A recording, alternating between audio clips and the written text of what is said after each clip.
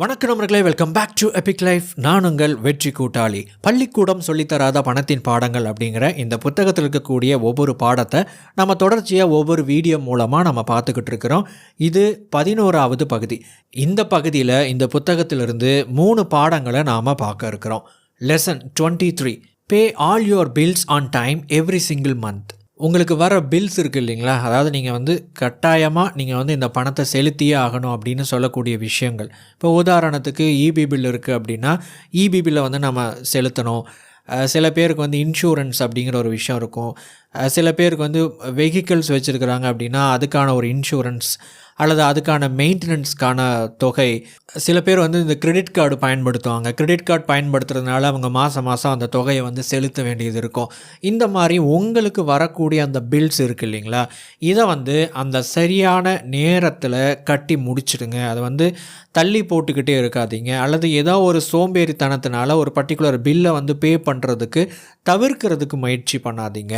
அப்படி பண்ணுறதுனால சில சர்வீசஸில் இருந்து எக்ஸ்ட்ரா ஒரு ஃபைன் அமௌண்ட் மாதிரி போடுவாங்க, அல்லது வேறு ஏதாவது சில தொந்தரவுகள் வரலாம் அப்படின்னு வச்சுக்கோங்களேன். இந்த மாதிரியான தொந்தரவுகள், இந்த மாதிரியான விஷயங்களை நீங்கள் தவிர்க்கணும் அப்படின்னு இந்த பாடம் சொல்லுது.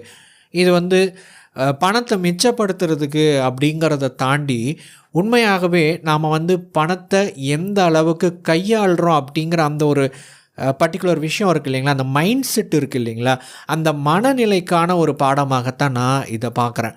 அதாவது உண்மையாகவே பணம் சார்ந்த விஷயங்களை நம்ம ரொம்ப ரொம்ப ரொம்ப மதிப்பு கொடுக்கக்கூடிய ஒரு நபராக இருக்கிறோம் அப்படின்னா இந்த பணம் சம்மந்தப்பட்ட விஷயங்களில் நம்ம ரொம்பவே சீரியஸாக இருப்போம்.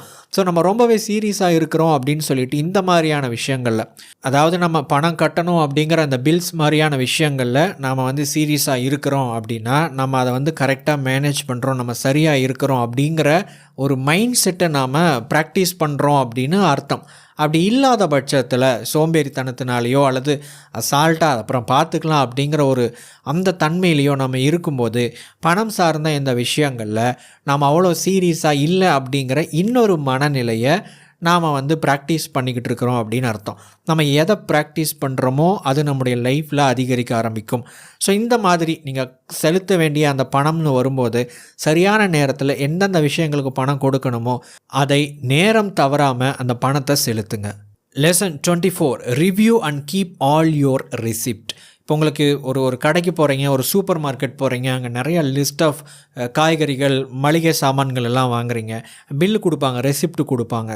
அந்த ரெசிப்ட் அமௌண்ட் எவ்வளோ பார்த்துட்டு உடனே பணம் கொடுக்காதீங்க. ஒரு கிளான்ஸ் பாருங்கள், எல்லாத்துக்கும் சரியான ஒரு விலை போட்டிருக்கா. நம்ம ஒரு துணி கடைக்கு போகிறோம், எந்த கடைக்கு போனாலுமே நம்ம ஒரு நகை கடைக்கு போகிறோம், அதோட வெயிட் என்ன, இன்றைக்கான கோல்டு ரேட் என்ன, சில்வர் ரேட் என்ன, இந்த வெயிட்டுக்கும் அதுக்கும் கரெக்டு தானா, எவ்வளோ செய்கூலி போட்டிருக்காங்க, என்னென்ன விஷயங்கள் இருக்குதுன்னு சொல்லிட்டு நீங்கள் அந்த ரெசிப்டை படிக்கிறதுனால ஒரு பொருட்களையோ வாங்கும்போது தேவையில்லாமல் ஏமாந்து எக்ஸ்ட்ரா பணம் கொடுக்கறதையோ அல்லது எக்ஸ்ட்ராவாக அவங்க ஏதாவது சில பிளான் பண்ணி போட்டிருக்கிற அந்த பணத்தை உங்களால் முன்கூட்டியே தவிர்க்கிறதுக்கு ஏதுவான ஒரு விஷயமாக இருக்கும். ஸோ இந்த ரெசிப்ட்டுங்கிற ஒரு விஷயத்தில் கொஞ்சம் ஃபோக்கஸ் பண்ணுங்கள்.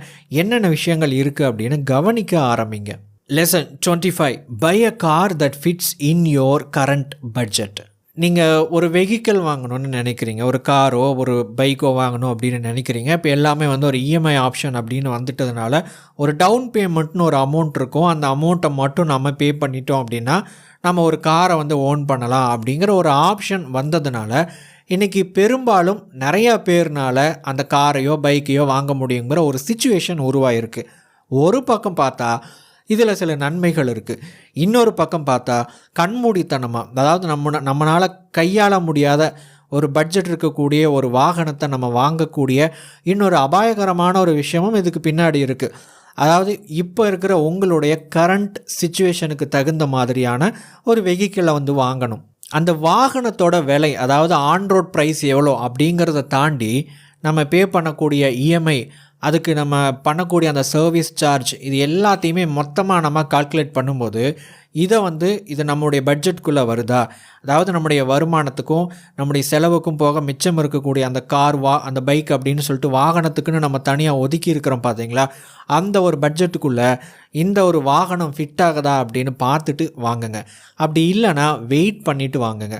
இப்படி பண்ணுறதுனால நீங்கள் ஒரு வாகனத்தை வாங்கி அதை பணம் சம்மந்தப்பட்ட விஷயத்தில் நம்ம திணறடிக்கிற மாதிரியான ஒரு சிச்சுவேஷனை தவிர்க்கிற மாதிரியான ஒரு பாடம் தான் இந்த பாடம். நண்பர்களே, இந்த வீடியோ சீரிஸ் கண்டினியூ ஆக போகுது. அடுத்தடுத்த பகுதிகளில் இந்த புத்தகத்தில் இருக்கக்கூடிய ஒவ்வொரு பாடங்களை நம்ம பார்க்க இருக்கிறோம். தொடர்ச்சியாக நம்ம எபிக் லைஃப் சேனலோடு இணைந்திருங்கள்.